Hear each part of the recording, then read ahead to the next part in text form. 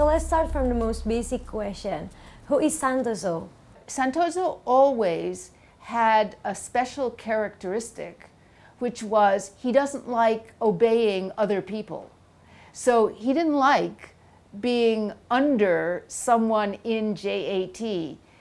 He doesn't have any particular background that would suggest that he was a major leader, but he was able, because there were a lot of guns in Poso and because there were a lot of people who were interested in revenge on the police, especially after the Aceh camp was broken up. So in some ways, the only place where jihad continued in Indonesia over those years was in Poso, and it made Santoso the symbolic heart of the jihadi movement. How does his role is considered important for the Islamic State network in Indonesia? He had an international reputation, even though he's not a very interesting person and he's not a very capable person.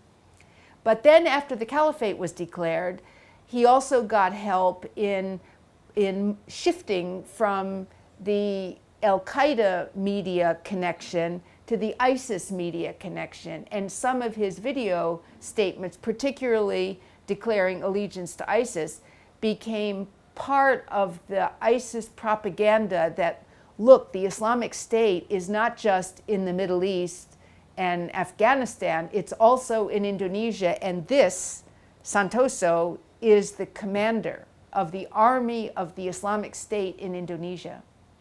Is he the most dangerous terrorist fugitive in Indonesia right now?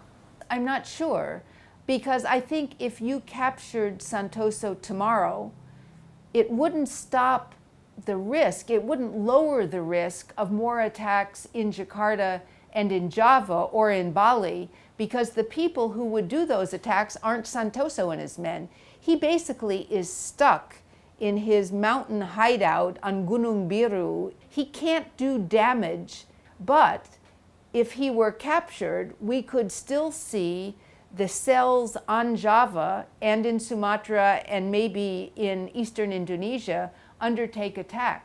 What makes it difficult for the TNI and the police to catch Santoso? Because as we know, the operation has been going on for years. Yeah, many people say, but I don't believe this is true, that it's a project by police and TNI, that they want to keep the counterterrorism money flowing. If you look at the terrain where Santoso is hiding, it's a vast jungle that's very remote and very difficult to reach. We have all of these people, but in terms of actual experience tracking down someone in the jungle, neither the TNI nor the police have much experience. What advice can you give to the police and the TNI to capture Santoso and the group in Poso? I think police have to overcome that trust. I think the TNI has to get the trust of the population as well.